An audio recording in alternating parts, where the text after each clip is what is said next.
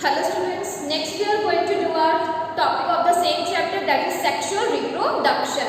So before proceeding we must know sexual production. Sexual means here the involvement of the sexes or the sex cell is there. That means males are going to produce gametes which are known as sperm and female is going to produce gamete which is known as ovum. When there will be the fusion of the male and the female gamete, that will result in the formation of zygote, and this zygote will further undergo the process of development, division, and then will form the embryo, right? So first of all we are going to discuss about the sexual reproduction in case of flower, right? So here I am going to make diagram. So this is the colored part of the flower, that is known as petals. The colored part of the flower is known as petals, and these petals help to attract the insects so that pollination can take place.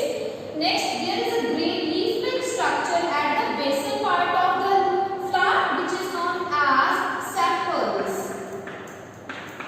These sepals just protect the flower in its bud form, right? Next, we are having a male reproductive part and the female reproductive part of a flower. So here, this is a male reproductive part of the flower that is known as stamen. This stamen is known as male reproductive part of the flower which is going to release the male gametes. In the center, the flower bears female reproductive part that is known as ovary, right? Ovary, or overall you can call it as a pistil.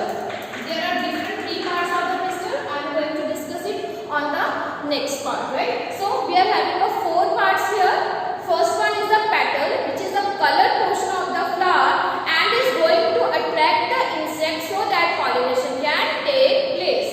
Next one is the sepals. Sepals are the green leaf-like structure that is present at the basal part of the flower and is going to protect the flower when it is in the bud form, right? When the flower, in the beginning the flower is in the bud form. At that time the leaves are there, right? Green leaves are there. That is known as sepals. The third one is the stamen, that is the male reproductive part of the flower. And the fourth one is the female reproductive part that is known as pistil, right?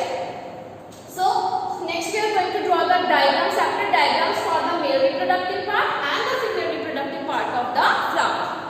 Just see. Firstly we will discuss the stamen.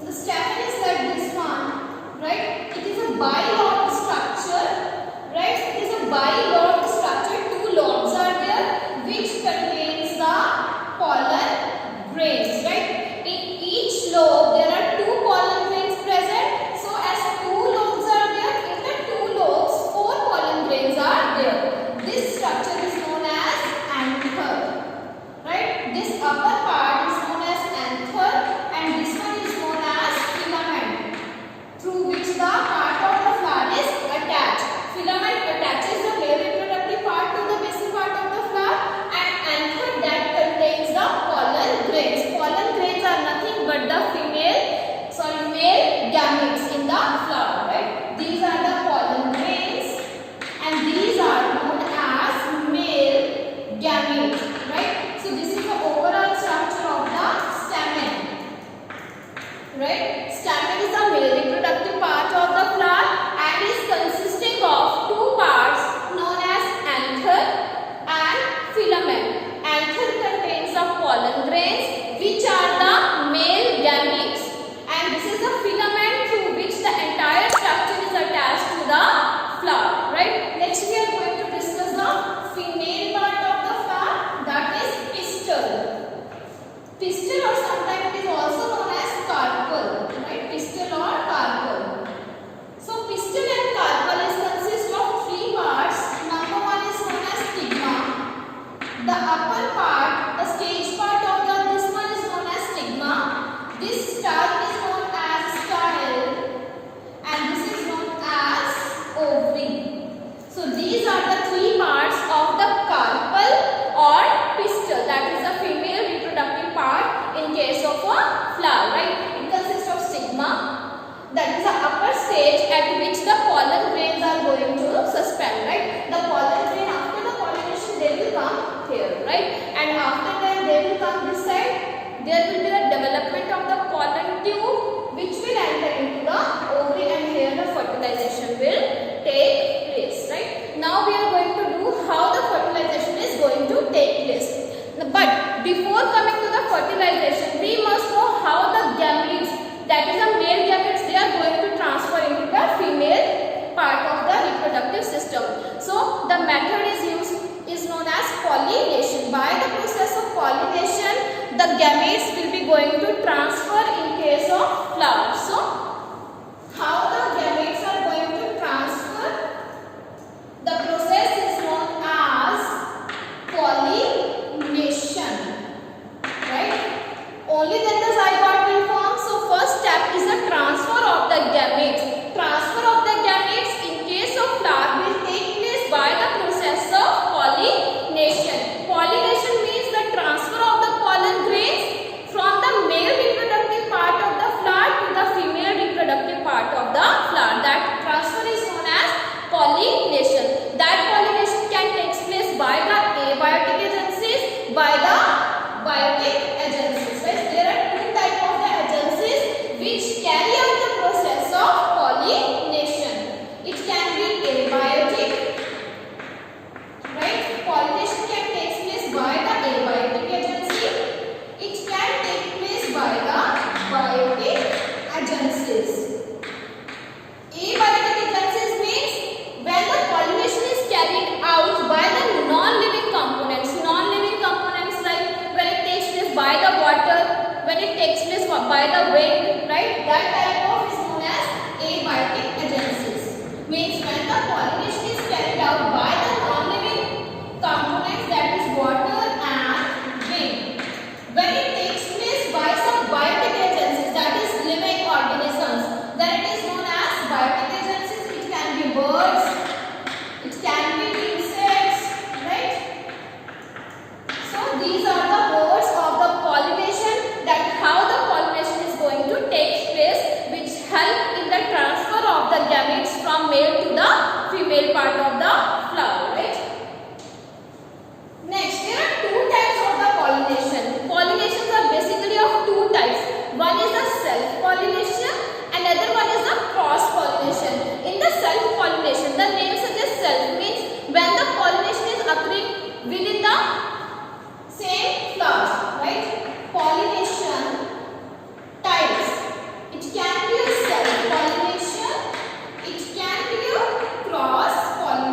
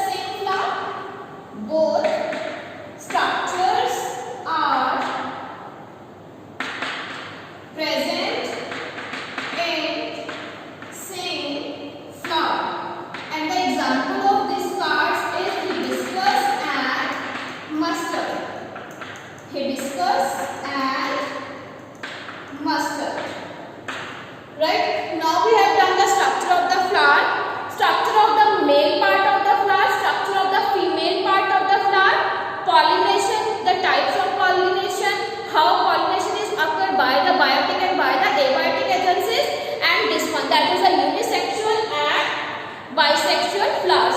Now, once the transfer of the gametes has takes place, what is the next step? That means there will be the formation of the zygote. That means they will combine. There will be the fusion of the male gamete with the female gamete, and that will result in the formation of zygote. So here I am going to write down the fertilization in case of flower. Right? Just see. In case of flower, I am going to make it firstly with the help of diagram. Right? So when the gametes are transferred here, right? These are the pollen, these are the anthers, right? Anthers has been transferred from the male and just like on the stigma of the flower, right? After that, they are going to develop a pollen tube through the style and are going to just like this way, right? This is the way that how the gametes are going to just put into the ovule of the ovary, right? This is the ovule, right? Ovule, and this whole structure is known as ovary. So, in case of the flower, there are two gametes released, right? First male gamete will be released and it is going to fuse with the egg that is present in the ovary and result in the formation of the zygote, right? So, first male gamete, it will fuse plus, right? It will fuse with the egg and form zygote, right? And from this zygote only the seed and the fruit is going to develop. Then in the second, this is the first male gamete, right? What happened next? The second male gamete will come and fuses with the polar nuclei. There are two polar nuclei present in here in the center, right? These are the polar nuclei. When the second male gamete will come, it will fuses with the polar nuclei and result in the formation of endosperm, right? This endosperm is going to nourish this zygote till the process is going on, right? Because now there are two types of fertilization occur, right? One is this fertilization that results in the formation of zygote. The second one is this that results in the formation of endosperm. Now there are two fertilizations occurring in the flowering plant, and that is why it is known as double fertilization, right? So in case of flower, there is a double fertilization. First fertilization results in the formation of the zygote. Second fertilization results in the formation of endosperm that will provide the nourishment to the developing embryo inside the ovary of the flower, right? Now, once the fertilization takes place, what will happen? After the fertilization, that is post-fertilization changes, right? We are going to give it name post-fertilization changes. Post-fertilization changes means what is going to happen once the fertilization has taken place. So, first of all, the petals and the sepals, right? They are going to fall, right? So, sepals and petals fall off, right? Next what will happen? The ovary. The ovary will be converted into fruit.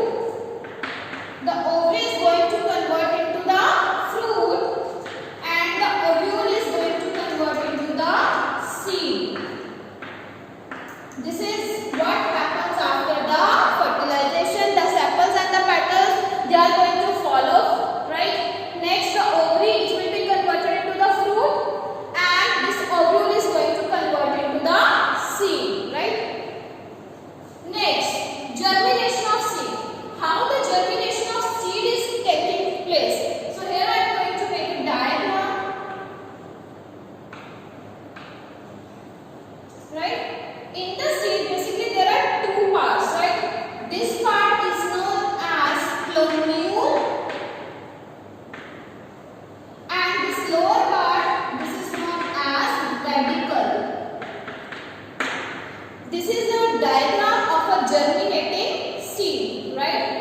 germinating seed has two parts.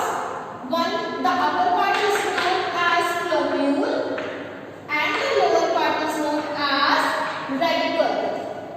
This plumule is the future shoot, right? When we are going to just submerge the seed under the ground, this plumule is the part from where the shoot is going to arise, right? So this is the future shoot from where the shoot part of the plant is going to arise. The second one is a radicle. This is also known as future root, the part from where the root system of the plant is going to arise, right? This is all about the sexual reproduction in the flower. Next we are going to do the sexual reproduction in case of humans. So firstly we will discuss about the puberty, right? We must know what is puberty.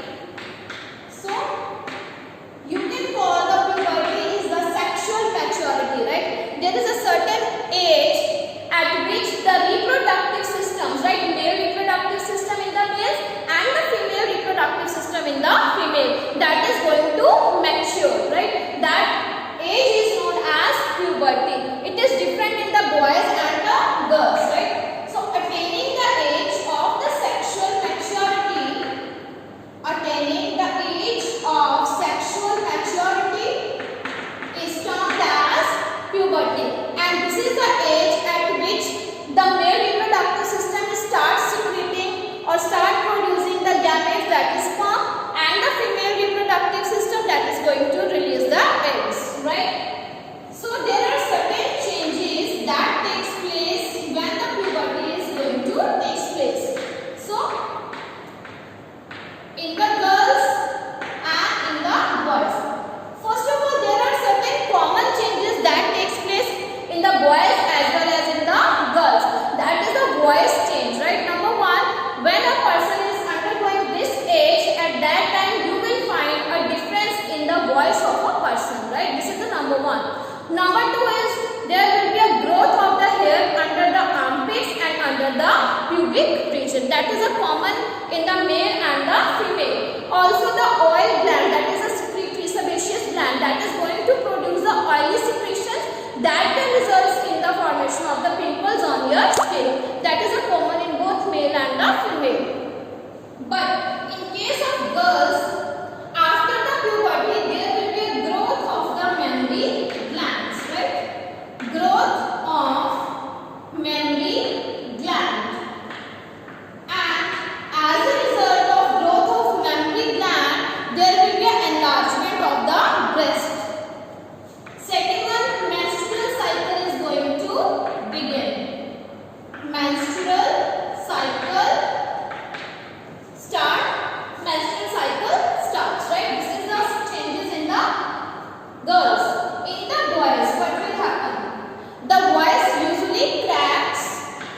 Boys usually cracks,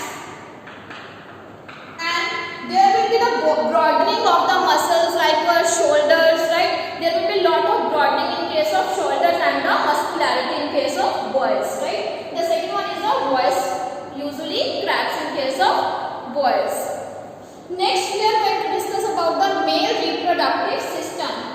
So when we are discussing about the male reproductive system, firstly we are going to discuss the organs, right? So here, this one, the outer structure, that is a muscular structure present, it is known as penis, right? I am writing number one, that is the penis. It is a muscular organ that lies outside the body. It contains the urethra, right? There is a tube-like structure is present which is known as urethra. So number two, I am marking urethra. Next important organ is the testes. These testes are the main organ because it is going to produce the gametes as well as the hormones. These testes are present in a pinkish pouch-like structure is known as scrotum. Scrotum is a pinkish muscular pouch-like structure in which the testes are present, right? Next one is this acquired structure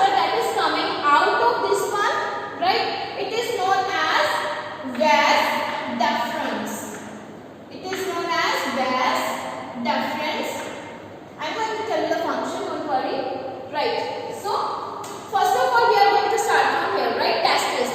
This is the main organ as it is going to produce the male gamete, that is sperm, and also going to produce a male sex hormone, that is testosterone. So it performs two functions. Testis perform two functions. Number one, producing the gametes. Number two, producing the hormone, that is testosterone, which is present in a pouch-like structure.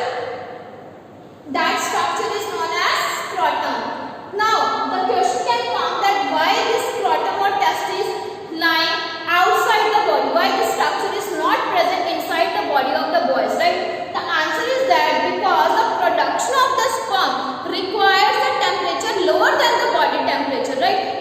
If it is present inside the body, then the production of the sperm cannot take place because the sperms will be killed under the normal body temperature. This is why this testis or the scrotum is lying outside the body and its temperature is always 1 to 3 degrees Celsius lower than the body temperature, which is required for the production of the sperms.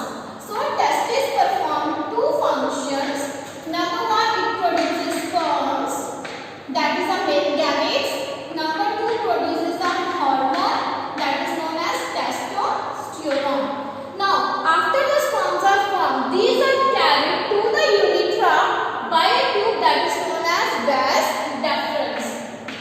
So, vas deferens is a tube-like structure that carries or transports the sperm from this structure testis to the outside, right? These are certain glands that are present here which provide the nourishment and also lubricate the sperm for the easy passage, right? So that they can travel easily, right? After then, this is the urinary bladder that is going to secrete the urine. So this is the urinary bladder which is going to secrete the urine. And this structure, that is tube-like structure, again it is known as urethra. Now this urethra, you can see it is carrying the urine also, it is carrying the sperm also, right? So this is the structure, urethra, which contains or which carry urine or which passes out the urine as well as sperm to the outside. This penis is a muscular organ that is present outside which carries the urethra, and it is the structure that will involve in the sexual intercourse. This is the organ that involves in the sexual intercourse and releases the sperm to the outside of the body, right? This is all about the male reproductive system. Next we are going to discuss about the female reproductive system. In the female reproductive system, who is going to make the eggs? That is known as ovaries, right? This is ovaries. So there is a pair of ovaries, you can see this side also, a pair of ovaries. One thing I is here, in testis also in pair, right? These testis also in present in pair, right? Now in the female reproductive system,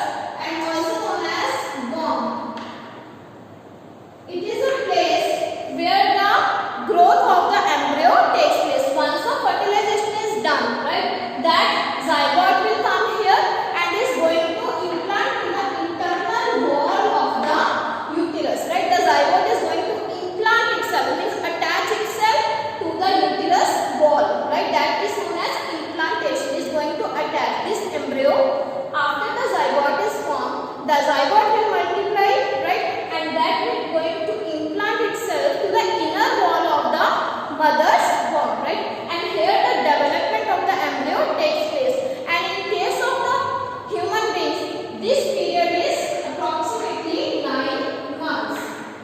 Right? This period is known as gestation period. Gestation period means the time from the formation of the zygote till the birth of the child, right? During which the development of the embryo takes place, right? That whole period is known as gestation period, and in the human beings it is approximately 9 months. Next one, there is a structure that is known as cervix, through which the sperm is going to enter and is going to reach to the fallopian tubes. And the part that is bulging out is known as vagina. That is an organ through which the sexual intercourse is going to take place, and sperms are going to enter in this way, right? And is going to reach the fallopian tubes, where it receives the egg from its own ovary, and the zygote is going to form here. That means the fertilization is going to take place in the fallopian tubes, right?